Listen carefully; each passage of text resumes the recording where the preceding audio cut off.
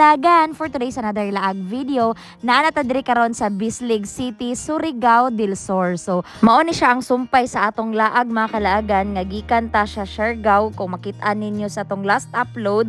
So, ni hapit sa amin diri sa Bislig City mga kalaagan tungod lagi kay napatay mga laagon diri nga mga tourist spot. So, ang unang adtuon na mo mga kalaagan is ang Tinoyan Falls. So, isa gyud ni sa mga ginadayo sa turista dinhi sa Bislig, Surigao del Sur. So, gikan dito sa Baywalk Makalagan highway na siya sa Bislig pasulod diri sa Tinoyan Falls. 15 kilometers or 20 minutes nga imong pagbiyahe Makalagan. Any types of vehicle is kaya ra gyud sa dalan. Kung moabot na mo dinhi sa kaning nay nakabutang nga welcome to Tinoyan Falls Makalagan, it means nga duol na mo ana unya. Pwede sad mo muhunong dinhi Makalagan ug wala mo nagdali para maka-picture sad mo diri.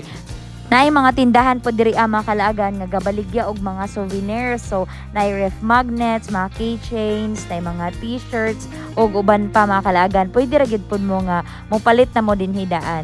Nagpadayon na mi og biyahe mga kalaagan para makaabot na dayon ta. So, kani nga part is lugsungon ang dalan diri sa mao nang maghinay-hinay gyud mo mga kalaagan. I-check gyud an inyong brakes kay basig mulahos mo diretso dito sa tubig no. So, diri ara ibilin ang motor og ang sakyanan mga kalaagan unya. What's nice bitaw ani nga falls Makalagan is dili na ka mag-hike pa o pila ka minutes. Pag abot nimo Makalagan, pag parking sa imong sakyanan or motor, automatic makita dayon nimo ang tubig or ang falls. So, ang entrance sa regular Makalagan is 55 pesos, senior citizen and PWD is 44. So, sa motor Makalagan is 11 pesos unya sa mga 4 wheels nasa 22 pesos Makalagan. Kung dili ka kabalo mo langoy ga parent pod sila diri og life jackets for 33 pesos Makalagan. Nigsuod di mo Makalagan ay na maligya din ni daghan magkakanin naapod sila mga cottages Makalagan just in case nga daghan mo tapos namoy dalang pagkaon Makalagan makarentra pod mo og cottage diri for 200 pesos. Gikan sa entrance Makalagan mo baklay lang mo og 1 to 2 minutes makit-an og makaabot na dayon mo diretso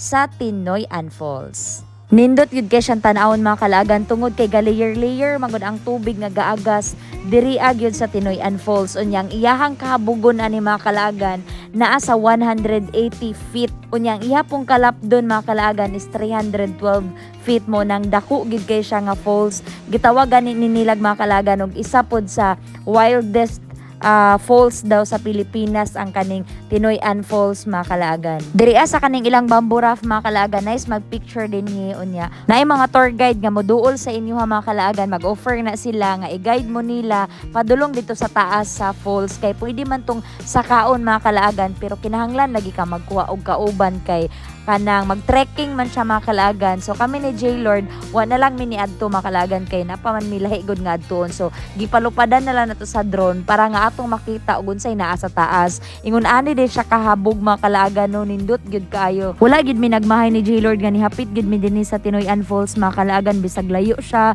sudlonon pero sulit ug worth it gyud kay among pagbiyahe kung ingon ani kanindot ang imong makita pag-abot mga kalaagan. Simula nang makita kita.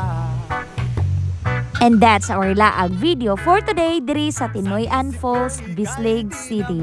See you sa next day. Laag na!